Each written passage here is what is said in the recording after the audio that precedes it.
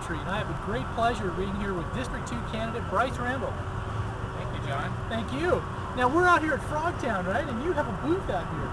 I'm the only supervisor in the county that has a booth. The only, well, any supervisor, but out of the 10 candidates that are running for supervisor, I'm the only one that has a booth. Now, I've seen some roaming around out here.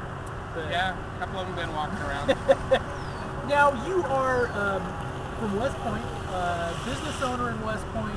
Just talking a little bit for people outside of the district that aren't familiar with him. Now, tell us a little bit about your background.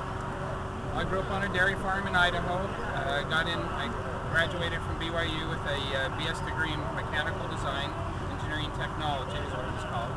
Put myself through school learning how to do the physical design of computer chips. And that was related to my degree because of the computer-aided design aspect of it. Got it. Graduated with 5 years experience doing that, and it was an up-and-coming industry, Oh, so yeah. I stayed with that. It's kind of the right time to get that era to move into. Yeah. And it's a great career. I worked in that field for 27 years. I worked with a number of startup companies. One was Sony Semiconductor Corporation of America, and one was NVIDIA. We did the graphics processor chips for the Xbox and PlayStation 3. So did you become a gamer during all that as well? No, although my job depended on gamers, right. I just could never get into it. My kids played it all the time, and it just seemed like such a waste of time to me. So they tested the product, so to speak. We actually had engineers that's all they did was play the games all day, right. just to try to find any bugs. And my boys thought that was the ideal career. Yeah. So you basically went from cow chips to computer chips, so to speak. Yeah. That kind of, it's kind of fitting now they're out here at the fairgrounds. Back at the fair, yeah. Now, you moved to the area. You bought a business in the area. What led you to run for supervisor? What do you? My wife and I bought property in West Point about 12 years ago. Okay. And we were weekenders. Right. Until 2.5 years ago, we moved up and started looking for a job or a business. Yeah. We looked up and down from Arnold, Jackson, up and down trying to find something. The West Point Trading Post right in West Point happened to be for sale, but it was pretty run down. And I thought, well, I need to look at it. It was only a mile and a half from our house, so I thought the commute can't get any better than that. Proximity was pretty good. So we did our research and ended up buying that, cleaned it up, turned it around. I mean, we're doing so much more business than he was doing. It's phenomenal, and the community's really supported us and just tell us they love the fact that we're there. I know District 2 is some of the prettiest area in Calaveras County. In some ways, it's probably, I think Marita would probably argue that District 3 with the corridor might be, but I think as far as unspoiled beauty, District 2 is a pretty amazing place. As far as the upside, I know that traditionally it's been logging, years past, that economy was driven by logging and everything else. I know predecessor Steve Walensky is, as far as the CHIPS program and some of the other quasi-government programs and stuff, as far as if you had goals for what you would like to see for that district economically and stuff, what would you like to see happen there? We've got to create jobs. That was one of the reasons I decided to run for supervisor. There's so many of my customers coming in every day, losing their jobs, trying to find work. Right. These are skilled laborers. I mean, they've got degrees, they've got years and years experience in the trades. Yeah. And their jobs are going away. Before I bought the store, I counted cars leaving West Point every morning, going towards Amador County. Right.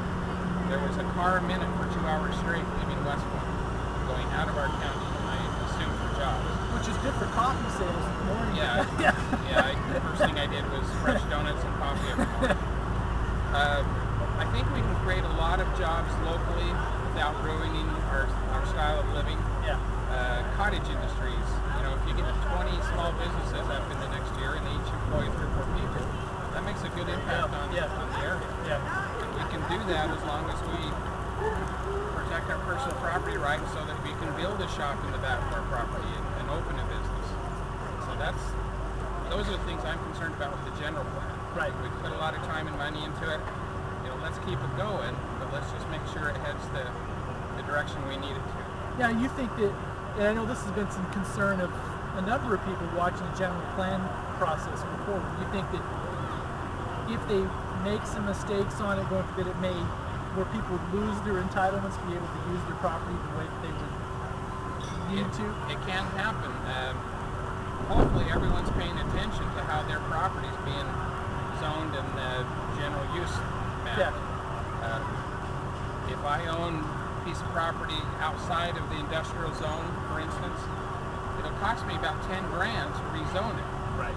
If it's outside the proper land use, I don't know the proper word, land use designation, Right. You'll have to do an amendment to the general plan, which will cost you a lot more than the rezoning. If they would allow you to If do they it. allow you to do it. So you got to be careful, and everyone needs to pay attention to what's going on. Is some other issues that you see for your district going forward? What are some of the other core issues you think too? Education is a big deal. You know, I think that the statistics are less than 40% of at least our women have higher than a 12th grade education. Right. You know, how can we expect to fill head of household jobs if we don't have the education that goes along with those? Right. I know there's been some talk about trying to get a college campus, Santa Andreas or Valley Right. Springs, somewhere closer. And we need to pursue that. I think that would be a great thing to get a college campus where we make higher education more accessible for our kids. As far as the county as a whole, there's been a lot of this, and I'm actually on the chamber board, and you see some of the other stuff. We're talking about economic development a lot, kind of the buzzword word. It's been to where, everybody's for economic development because nobody's going to be against it. But what do you think going forward that we can do a little differently than what we've done in the past to actually try to make some some progress towards it? Because I guess we see as a problem is in essence, with the downturn in the economy, we lost a huge section of what's traditionally been the middle class in Calaveras County. The real estate agent jobs, the construction jobs, the hammers, and that were driven on a second home construction or new home construction, the Valley Springs, area type of thing. And a lot of us think that section of jobs is not going to come back to the degree that it ever did. And in some ways, there may be some political pressures for it never to come back to the levels. What can we do to actually change the demographic makeup of the job environment in Calaveras County? That's probably a long way of saying that. I think one thing we need to do is really understand the talent that we have in the county and in our district. Yeah. We have a lot of people that are driving down the hill for those high-tech jobs. If we can convince those high-tech firms that they can do those jobs up here, which with the technology we have today, it's doable. Right. I've got a number of friends that moved out of state because their company said you can work anywhere you want. Right. So they moved off to Boise and Utah, and places where it was cheaper to live. So as long as they go back for a quarterly meeting or something like that, we're good, huh? So if we can convince some of these companies to allow people to open a small office up here, we've got the infrastructure, we've got the technology, we've got the talent. We just need to approach these companies and try to convince them. We just need six-figure jobs that don't have any impact on our roads, right? So yeah. Well, it's actually a great impact because rather than these people being on the roads driving down and back every day, they stay local. In fact, I have a friend that lives in Bear Valley that works for Cisco, and he very rarely goes down to the office. Yeah. So, no, it's possible. We've just got to start working towards that way, thinking that way, and not just thinking but acting. Right. We can think a thought to death, but until we do something about it, it's not going to happen. Sure. I guess to finish up, if they're getting ready to mark the ballot, some people have already started to, absentees are being released and everything else. So, what would you say to them as they're getting ready to mark the ballot? For me personally, for the people in my district, I have worked my tail off trying to earn your vote, trying to understand all the things that are going on in the county that impact us and impact our district. I've been to every Board of Supervisors meeting since December. I've been to COG meetings, LAFCO meetings, chamber mixers. Every meeting I can find, I'm trying to go to it. There's an incredible learning curve, and I've been busting my tail trying to get on that steep slope and understand what's going on. I've been going door to door. I've been meeting with people at their homes, wherever I can talk to people. So I'm working my tail off, and I'll continue to do that. I'm not afraid of hard work. I learned how to work hard growing up on that dairy farm, and it stuck with me, and it's paid me great benefits. One thing we wanted to say in parting is thank you for running. We know that considering to run for public office and actually putting yourself out there to do it is not for the faint of heart. Once it's funny to talk about an abstract, but once you actually do it and you're running it's a different beast. I'm one of those guys that never wanted to be a politician. Right. That was the last thing I ever wanted to do. But my heart went out to these people coming in looking for work, trying to feed their families, losing their homes.